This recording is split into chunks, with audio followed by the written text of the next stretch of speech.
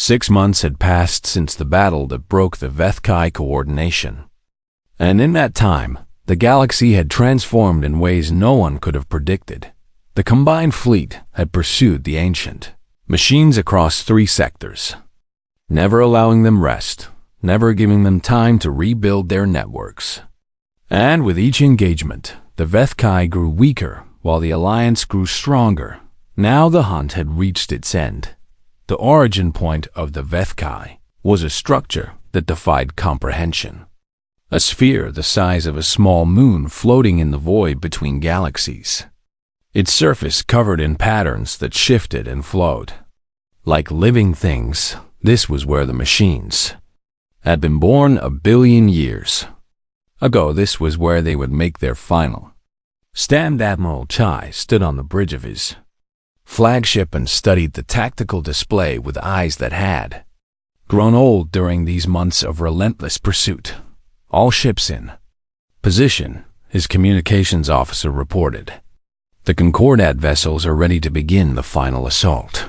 Chai nodded but did not give the order. Something was wrong. Sir, we are receiving a transmission from the Vethkai structure. Every person on the bridge went still in all the months of fighting. In all the countless engagements across the stars, the Vethkai had never attempted communication. They had simply attacked and killed and destroyed without mercy or hesitation until now. Put it through, Chai ordered. The transmission was not in any language the translators recognized, but somehow its meaning was clear, as if the ancient machines were speaking directly to the minds of everyone who heard them. We wish to negotiate.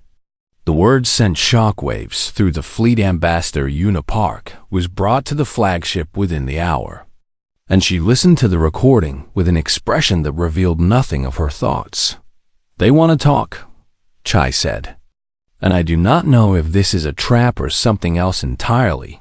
Why would they negotiate? Una asked. They are ancient and powerful beyond measure. And even weakened, they possess technology we cannot match.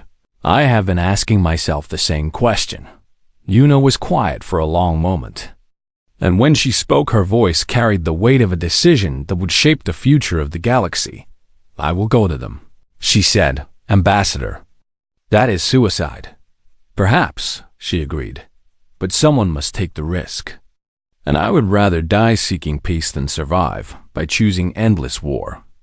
Chai wanted to argue, wanted to forbid her from throwing her life away. But he saw the determination in her eyes and knew that no words would change her mind. At least take an escort, he said. No, I will go alone.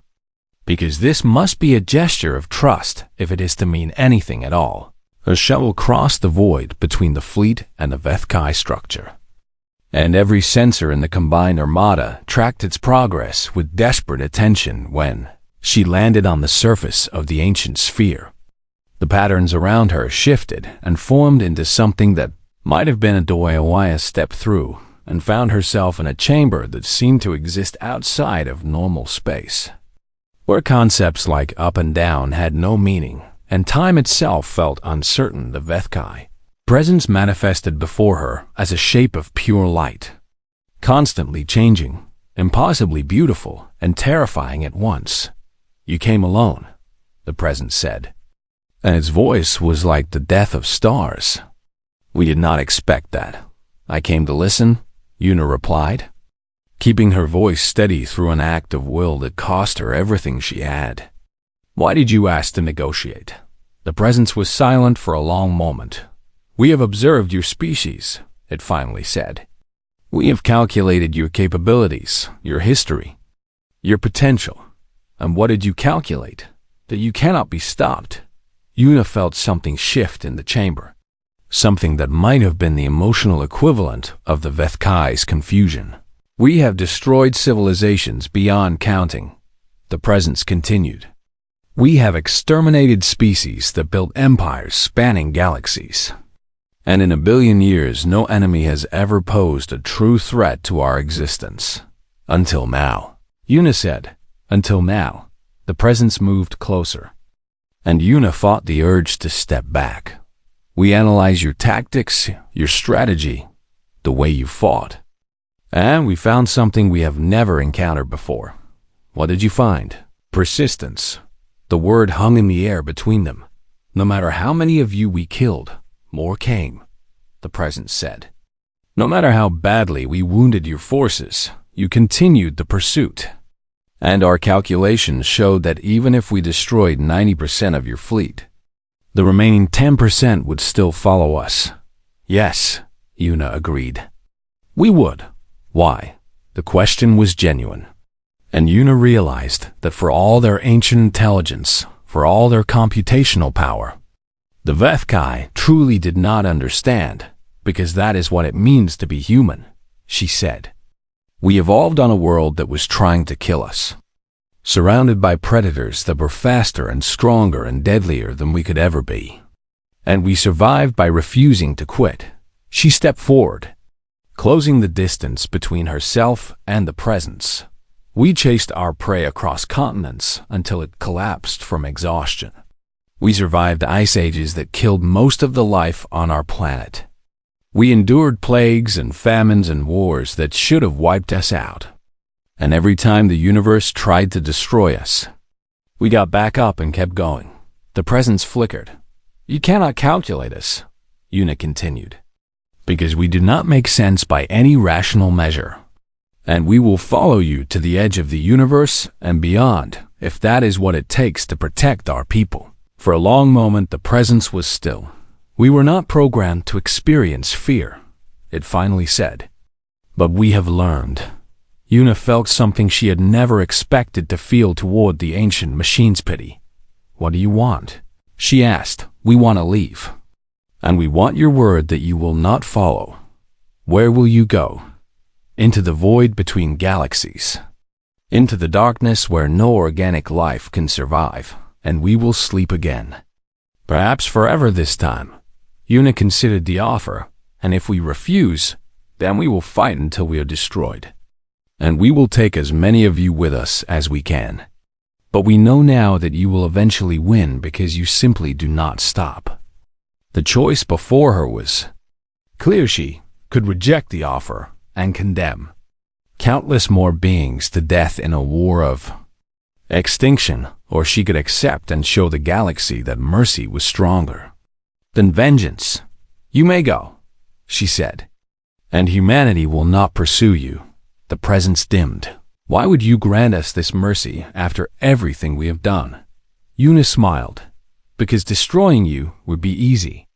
And we have never chosen the easy path. 1 year later, the Galactic Assembly reconvened in the Great Hall of Korath Prime. The Vethkai were gone. Their structure vanished into the void exactly as they had promised. And the Hollow had begun to heal Counselor. They even rose to address the gathered delegates, his silver robes catching the light as they always had. But something in his bearing had changed. We are here to recognize a species that saved our civilization, he said. A species we once dismissed as weak and insignificant. A species that taught us that true strength is not measured in weapons or technology, but in the refusal to surrender. He turned to face the human delegation. I move that humanity be granted full membership in the Galactic Concordat, not as equals, but as honored allies, for they have earned more than equality. The vote was unanimous as Una took her seat among the great powers of the galaxy. She caught the eye of a young Sindari delegate who was watching her with an expression she had seen before. Not amusement, not condescension, fear, and beneath the fear, respect. She nodded to him once and turned her attention to the future. Humanity had taken its place among the stars, and the galaxy would never forget the lesson they had taught, that the most dangerous creature in the universe is not the one with the sharpest claws or the deadliest venom. It is the one that simply refuses to stop. The combined fleet gathered at the edge of the hull like a spear aimed at the heart of darkness.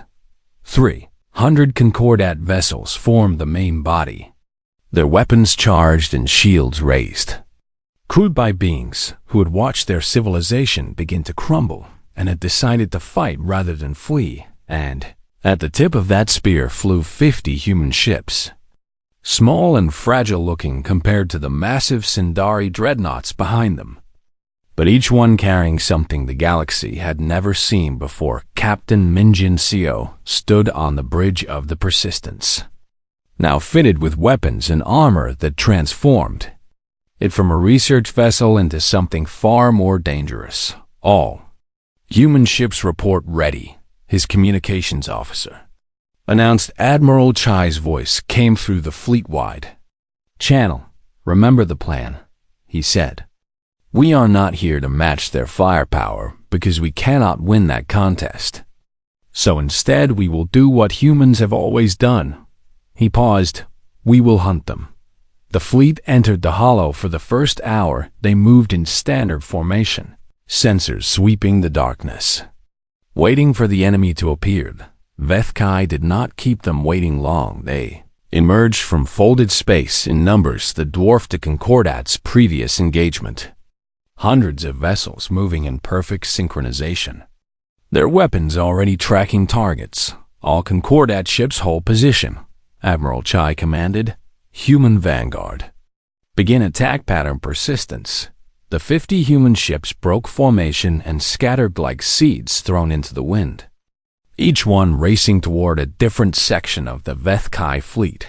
The ancient machines adjusted instantly, their weapons tracking the small vessels, their coordination allowing them to predict every evasive maneuver. 12 human ships died in the first exchange, but the others kept coming. Captain Seo pushed the Persistence to its limits, weaving through weapons fire that should have been impossible to dodge. And beside him, his crew worked with the focused intensity of people who knew exactly what was at stake. Approaching target node, his tactical officer reported. Disruption device armed. Fire.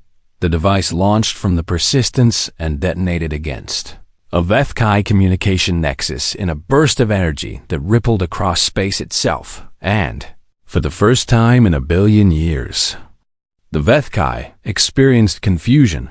The vessels nearest to the detonation stopped their coordinated assault, their movements becoming jerky and uncertain as each one suddenly found itself alone without the guiding hand of the collective Concordat fleet. Fire on the disrupted zone.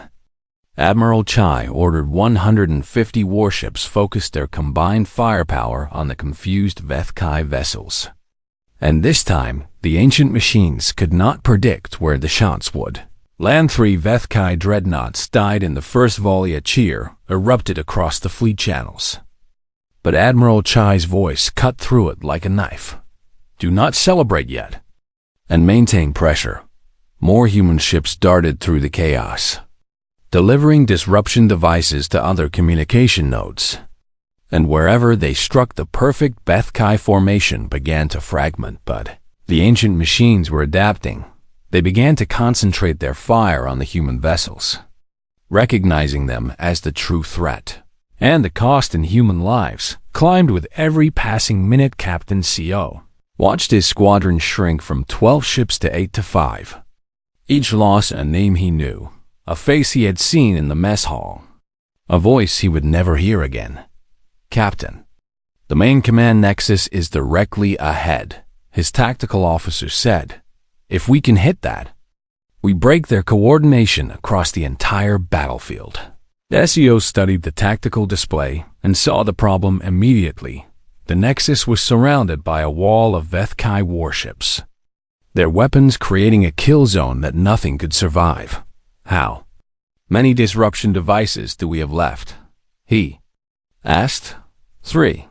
And how many would we need to clear a path to the nexus? His officer was silent for a long moment. More than 3. Seo nodded and opened a channel to the remaining ships in his squadron. All ships, this is Captain Seo, and I need volunteers for what I am about to propose. He explained the situation. The impossible odds, the near certainty of death. Every ship volunteered. Then follow me, he said, and let us show them what it means to be human. The 5 ships accelerated toward the kill zone, and on the bridge of every vessel men and women prepared to give their lives for a galaxy. that had once laughed at them, the first disruption. Device created a gap in the defensive formation. The second widened it enough for 2 ships to slip through before they were destroyed. The third detonated prematurely when its carrier was hit, but the explosion still disrupted enough HFY vessels to clear a narrow corridor. Only the Persistence remained. "Captain, we have a path," his tactical officer said, her voice shaking. "But the device was damaged in our last evasion, and will need to be detonated manually." CO understood what she was not saying. "Get the crew to the escape pods," he ordered. "Sir, we are not leaving you." "That is an order, Lieutenant. And the galaxy needs witnesses to what we accomplished here today." His crew looked at him with eyes full of grief and pride and something that might have been love. Then they obeyed. SEO piloted the Persistence alone through the gauntlet of HFY fire, his ship taking hit after hit, systems failing around him. But still he flew. The command nexus loomed ahead, a structure of impossible geometry that hurt to look at. The heart of the HFY collective consciousness. "This is Captain Minjun Suro of the human research vessel, Persistence," he transmitted on all channels. "And I have a message for the galaxy." His ship shuddered as another blast tore through the hull. "We do not stop," he said. "And that is what makes us human." He triggered the detonation. The disruption wave that erupted from the Persistence was larger than any before it, amplified by the proximity to the Nexus, and it washed across the entire HFY fleet in a cascade of quantum interference for the first time in 1 billion years. The HFY collective went dark. Hundreds of vessels that had operated as one perfect organism suddenly found themselves alone, their programming unable to adapt to independence, their weapons tracking wildly as they searched for guidance that no longer came. Admiral Chai's voice rang out across the fleet. "All ships, pursue!" The Concordat fleet surged forward, and the hunt truly began. For hours they chased the confused HFY through the hollow, picking off vessels that could no longer coordinate their defense, destroying machines that had never known what it meant to be hunted. And throughout it all, the escape pods from the Persistence drifted through the chaos, their occupants watching their captain's sacrifice save the galaxy. When the battle finally ended, the HFY had been driven from the hollow entirely, their fleet reduced to a fraction of its former size, their ancient confidence shattered by something they had never encountered before, an enemy that simply refused to quit. Admiral Chai stood on his bridge and looked at the stars that burned where HFY vessels had once threatened extinction. "Record this day," he said quietly, "and record the name of Captain Minjin Seo, who gave everything so that others might live across the fleet." Humans and Concordat species alike honored the fallen in their own ways, but the war was not over yet. The HFY had retreated to their place of origin, and there they would make their final stand. The hunt would continue until the end. 6 months had passed since humanity's dismissal from the Galactic Assembly, and in that time the universe had become a much darker place. The Hollow had grown. What had once been a mysterious region of space where ships occasionally vanished had expanded into a wound across 3 star systems, and the disappearances had accelerated beyond anything that Concordat had ever witnessed. Counselor Theven stood aboard the command ship of the largest fleet the Concordat had assembled in 10,000 years, and even he could not suppress the unease that crawled through his ancient bones. 200 warships surrounded him, the combined might of the Sindari and Volanthi navies, each vessel bristling with weapons that could crack moons and shields that could withstand the heart of a star. "We will end this mystery today," Admiral Korath announced, his silver face grim with determination. "Whatever lurks in the Hollow will learn the price of threatening the Concordat." The fleet entered the Hollow in perfect formation, sensors sweeping the darkness ahead, weapons charged and ready. For the first hour they found nothing but empty space and the drifting wreckage of ships that had come before. Then, the hollow answered they came from everywhere at once, emerging from folds in space that should not have existed. And Theven's first thought was that they were beautiful in the most terrible way imaginable. The Vethkai were machines, ancient beyond comprehension, their hulls flowing with patterns of light that hurt to look at directly, their forms shifting between geometric shapes that defied the laws of physics the Concordat thought it. Understood, they did not hail the fleet or demand surrender. They simply attacked the first volley of Concordat. Weapons splashed harmlessly against Vethkai shields, and Theven watched in horror as return fire tore through 3 Sindari cruisers like they were made of paper. All ships concentrate fire on the lead vessel, Admiral Karth commanded, his voice steady even as fear crept into his eyes. 50 warships focused their combined firepower on a single Vethkai dreadnought. And for a moment, hope flickered in Theven's hearts as the alien shields began to waver. Then the dreadnought simply disappeared and reappeared behind the attack formation, and its weapons carved through the Concordat ships like a blade through water. The battle lasted 3 hours when it ended. 180 Concordat vessels had been reduced to expanding clouds of debris, and the survivors were fleeing at maximum speed with a message that would change the galaxy forever. The Vethkai were coming, and nothing could stop them. News of the massacre spread through the Concordat like poison through blood. Emergency sessions convened on every major world, and Theven found himself standing before the same assembly that had once laughed at humanity's request for membership. No one was laughing now.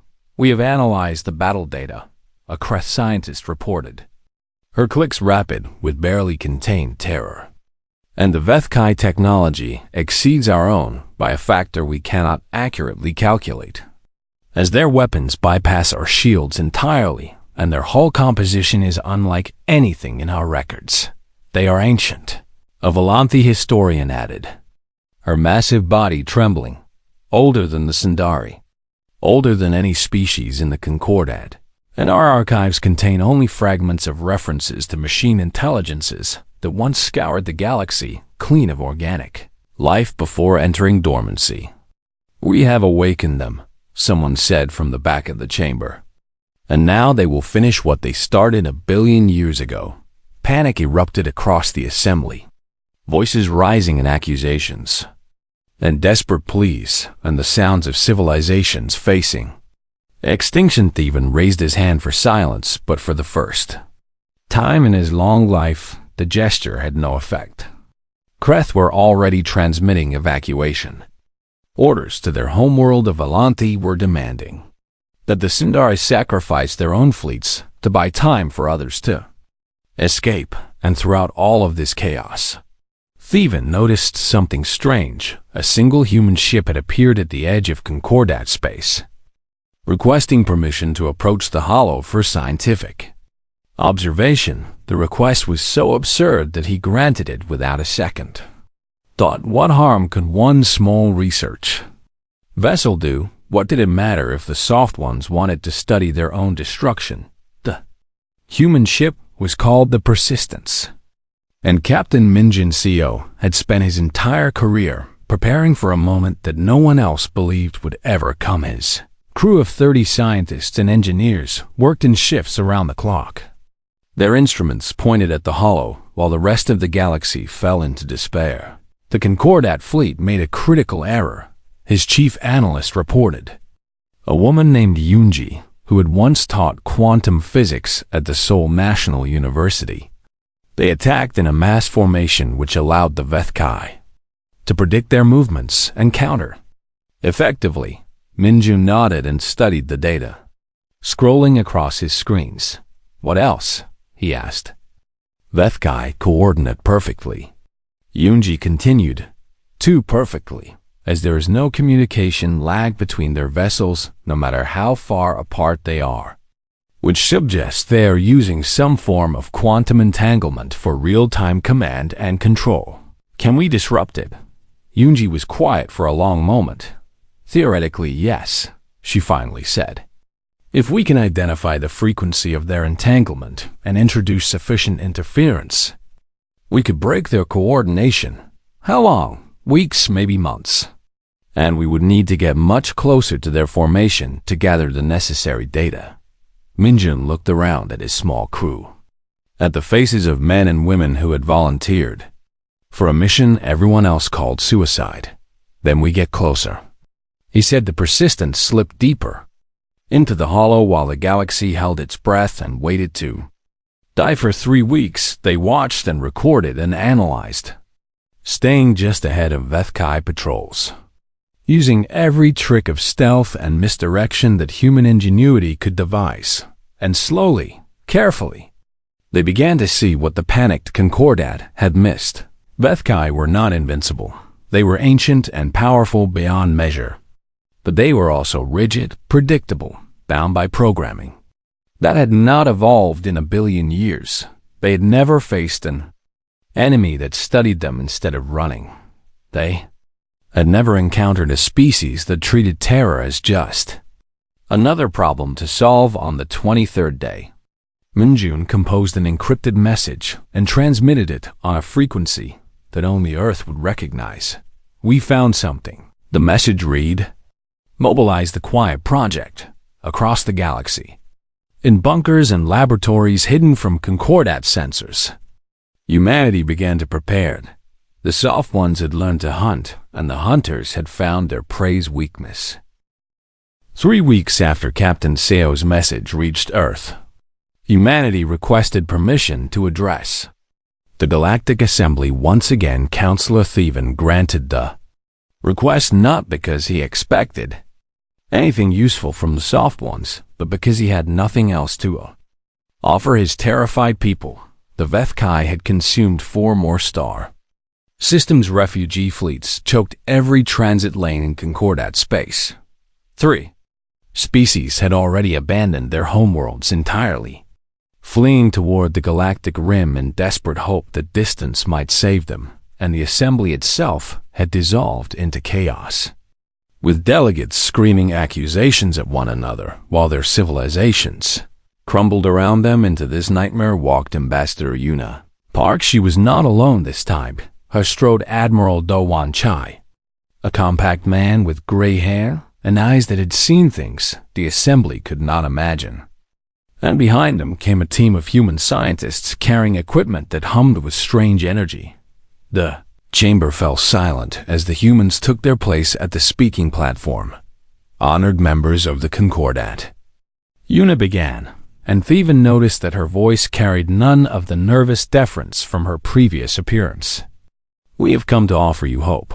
A bitter laugh echoed from somewhere in the Volanti section. "Hope?" the delegate spat. "What hope can the soft ones offer when our greatest fleets have been reduced to dust?"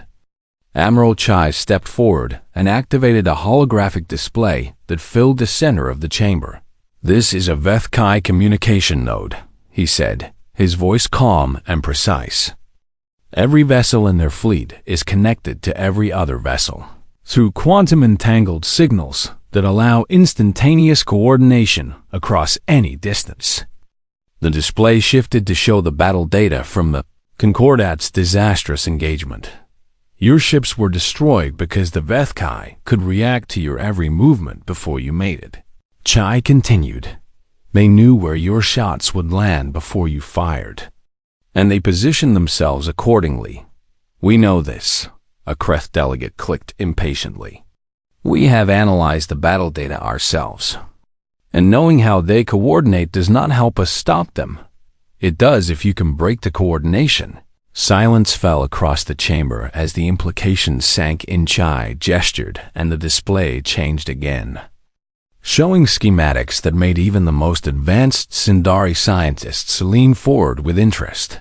"This is a quantum disruption device," he said, "and when detonated near a Vethkai communication node, it creates interference that severs the entanglement between vessels in a localized area." "Impossible," a Sindari scientist said, rising from his seat. "Quantum entanglement cannot be disrupted by any known technology." "Known technology," Chai agreed. But humans have been working on theoretical physics that the Concordat dismissed as impractical for the past 60 years. And it turns out that impractical is not the same as impossible. Counselor Theven studied the human admiral with new eyes. "You are saying you can break their connection," he said slowly. "But even if individual Vethkai vessels lose coordination, they still possess technology far beyond our own." "Their technology is ancient," Admiral Chai replied. "Powerful but inflexible, designed for a universe that existed a billion years ago. And once their coordination is broken, their individual units become confused and slow to adapt." He pulled up more data. Recordings from the Persistence's observations deep within the Hollow watched this sequence. He said, "A Vethkai scout ship lost connection with its command network for approximately 30 seconds due to a natural spatial anomaly. The assembly watched as the recording showed a Vethkai vessel suddenly stop its patrol pattern, its movements becoming jerky and uncertain, its weapons failing to track a piece of passing debris that it should have easily destroyed. 30 seconds, Chai said. And it was effectively helpless. Yuna stepped forward again.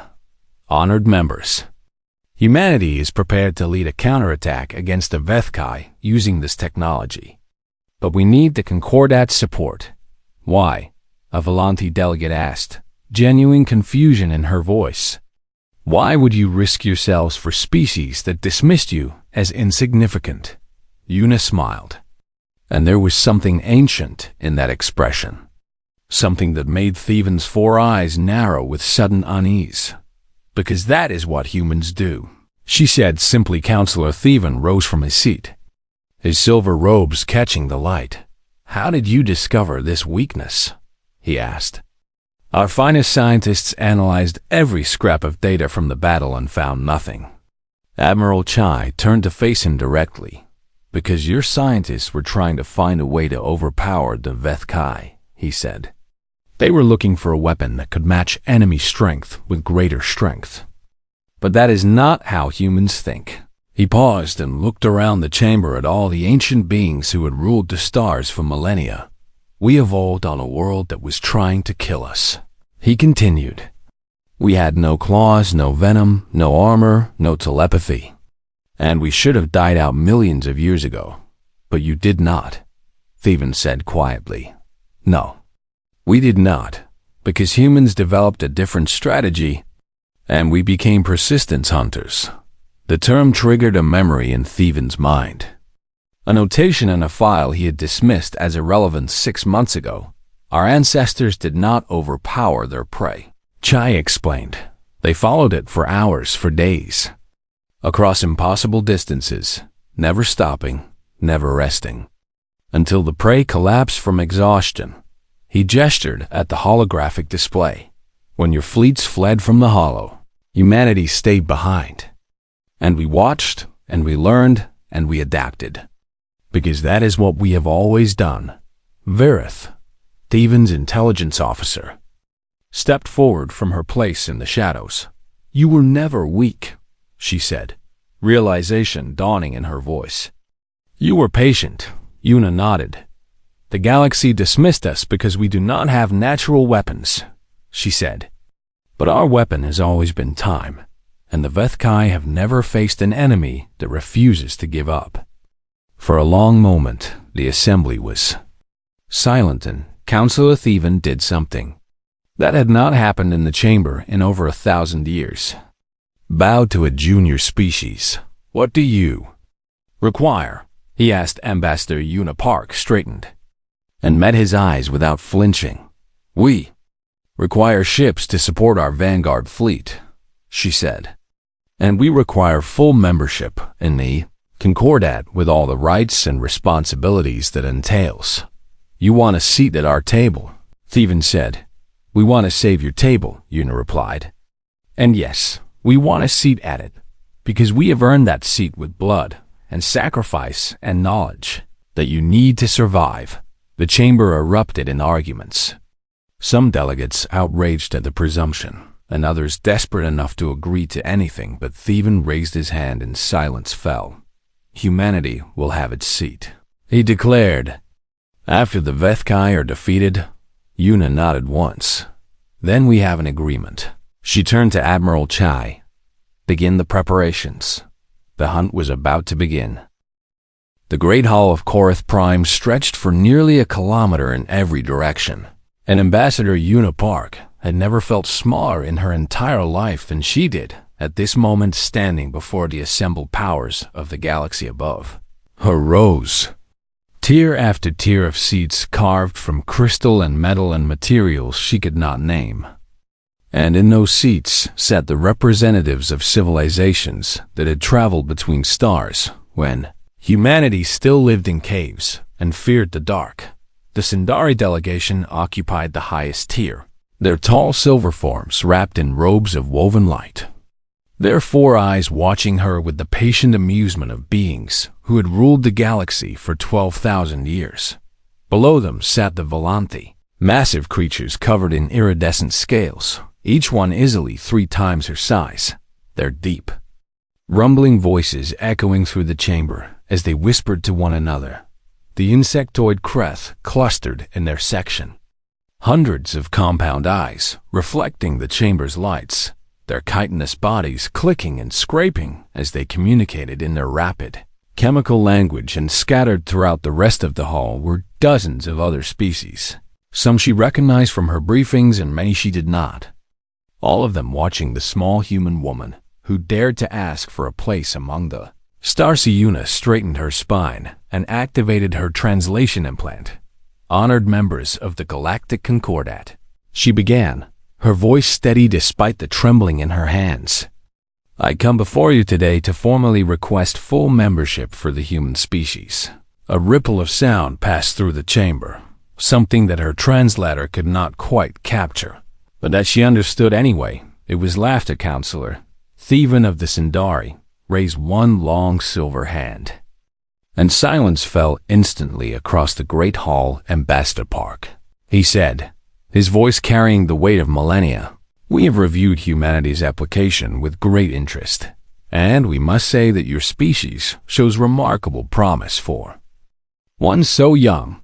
Yuna heard the condescension beneath the polite words, but kept her face neutral. "You achieved faster than light travel a mere 80 years ago," Theven continued, "and in that time you have established colonies on 7 worlds and made peaceful contact with 14 species. And this is commendable progress." The Volanti delegate leaned forward, her massive head tilting as she studied Yuna with eyes the size of dinner plates.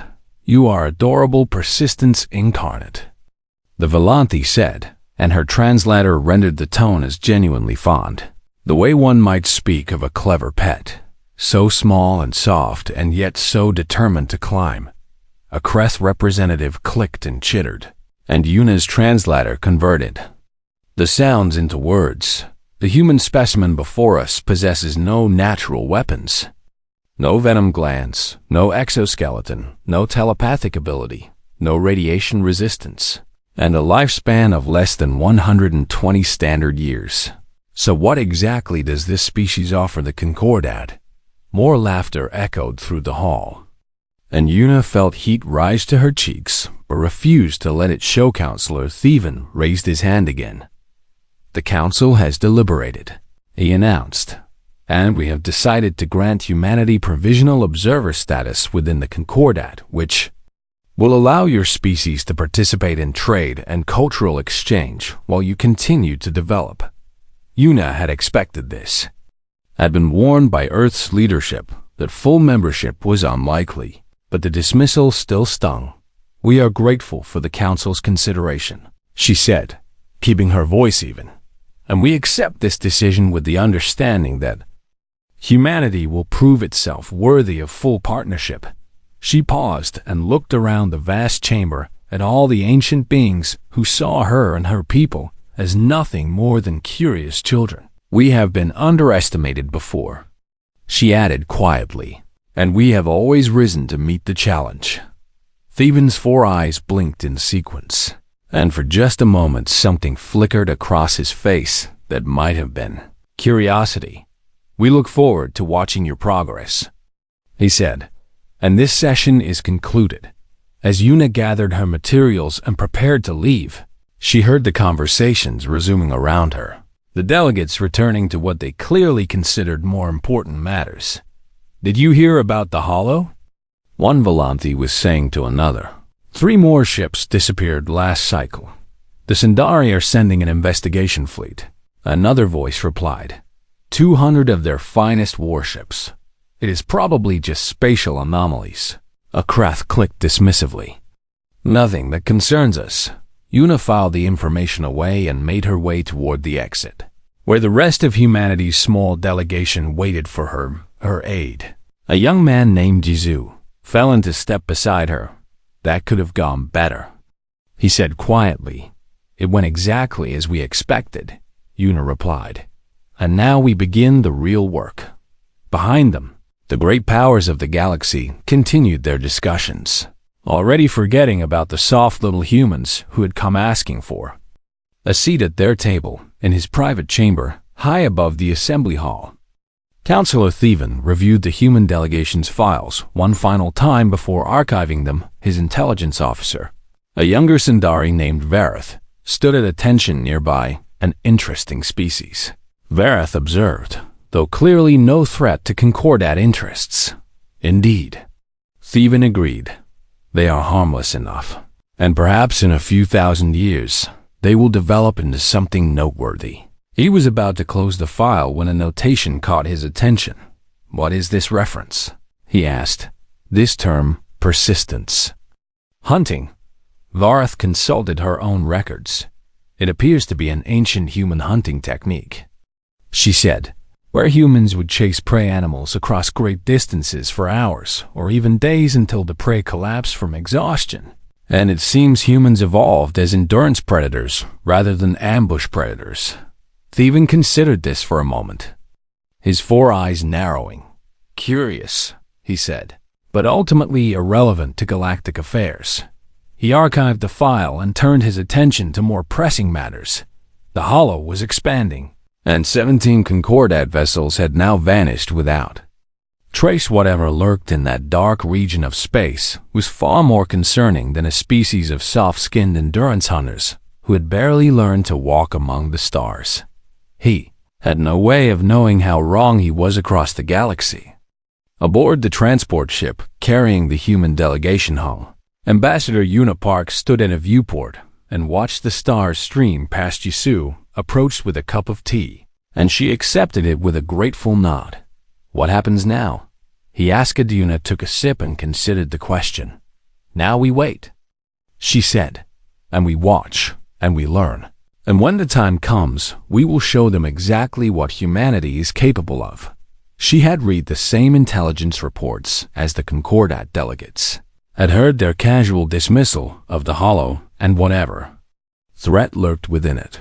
The galaxy's elder species were powerful and ancient and wise in ways humanity might never match, but they had forgotten something important, something that lived in the bones of every human being. They had forgotten what it meant to be hunted, and they had never learned what it meant to be the hunters who simply never stopped. Yuna finished her tea and turned away from the viewport. There was work to be done.